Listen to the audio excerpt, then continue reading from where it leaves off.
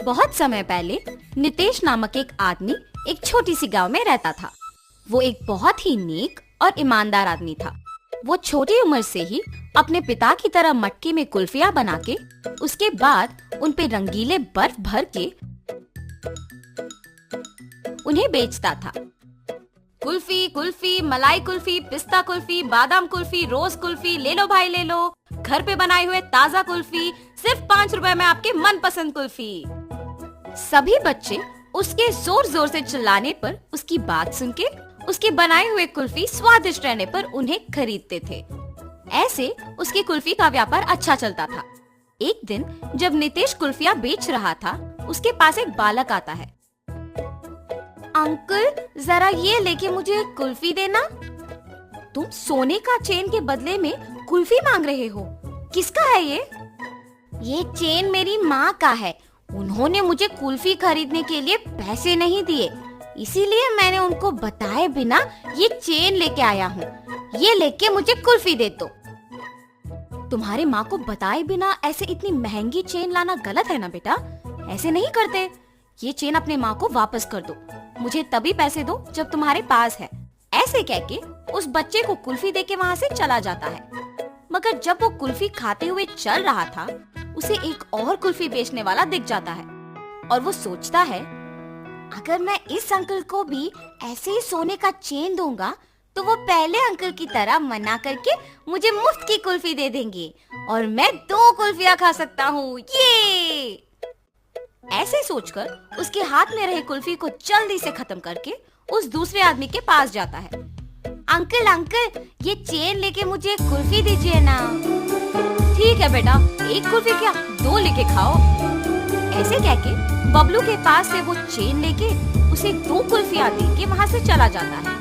बबलू अपने दोनों हाथ में कुल्फियां देख खुश होके चेन के बारे में भूलकर खाते हुए वहाँ से घर चला जाता है। इतने में बबलू की माँ सोने का चेन ना दिखने पर घर पूरा ढूंढती है और तभी बबलू घर आता है। बबलू, क्या तुमने मेरा सोने का चेन देखा है बेटा? यहीं पे रखा था। अरे रे, 2 कुल्फियां मिलने की खुशी में मैं तो चेन के बारे में भूल गया ना। अब अगर मैं माँ को ये बताऊंगा तो मुझे पक्का डांटेगी। अब मैं माँ से क्या कहूँगा? ऐसे वो मन में सोचता है। क्या हुआ बबलू, मेरे सवाल का जवाब दिए बिना क्या सोच रहे हो? कुछ नहीं माँ, मैंने नहीं देखा। हाँ, ठीक है, तुम भी मेरे साथ चेन ढूंढो। शायद मैं यही कहीं भूल गई। वो बहुत महंगा है बेटा। ठीक है माँ। और ऐसे बबलू उसके माँ के साथ चेन ढूंढने लग जाता है, जैसे उसे कुछ पता ही नहीं। बहुत समय बाद जब उसकी माँ ढूंढ ढूंढ के चेन ना मिलने पर थकान के मारे दुखी होके बैठ जाती है। बबलू उसके माँ को दुखी देख सोचता है, उस चेन के खो जाने पर ही माँ दुखी है। मैं माँ को दुखी नहीं देख सकता। चाहे कुछ भी हो जाए, मैं माँ को सच बता दूंगा। ऐसे अपनी माँ के पास जाता है और कहता है, माँ, आपके डांटने के डर से मैं सच नहीं बता पाया। मैं कुछ नहीं कहूंगी बेटा, सच क्या है? माँ, आपने कुल्फी खरीदने के लिए पैसे नहीं दिए ना, तो मैंने आपके सोने के चेन लेके कुल्फी वाले को देकर उससे कुल्फी लिया। 5 रुपए की कुल्फी के बदले में तुमने इतना महंगा चेन दे दिया। ऐसे करना गलत है बबलू, ऐसे फिर कभी मत करना। उस कुल्फी वाले को पहचान सकोगे? हाँ माँ, पहचान पाऊंगा। उसके ऐसे कहने पर बबलू की माँ अगले दिन कुल्फी बेचने वालों का इंतजार करती है। ऐसे दोपहर के समय में नितेश जब उस तरफ आता है तो बबलू की माँ उसके पास जाके कहती है, क्या तुम कल भी यहाँ आके कुल्फी बेचे? जी हाँ। आप ऐसे क्यों पूछ रहे हो? बच्चा अगर भोलेपन में आके तुम्हें एक महंगी चेन के बदले में कुल्फी मांगेगा तो ले लोगे क्या? हाँ, ये आप क्या कह रहे हो? मुझे कुछ नहीं समझ आ रहा। तुम कुछ मत कहो, मेरी ही बेटी की गलती है, इसीलिए मैं कुछ नहीं कह रही हूँ। बस मुझे मेरा चेन दे दो और मैं चली जाऊंगी। मैडम, मैंने वो चेन नहीं लिया। मैंने उस बच्चे को कहा भी कि वो चेन उसके घर में वापस लौटा दे। उसने आपको आके नहीं दिया। चेन देना ना पड़े इसलिए झूठ बोल रहे हो तुम। नहीं नहीं, मैं सच कह रहा हूँ। आप अपने बेटे को बुला के पूछिए तो सही। बबलू, बबलू। हाँ माँ।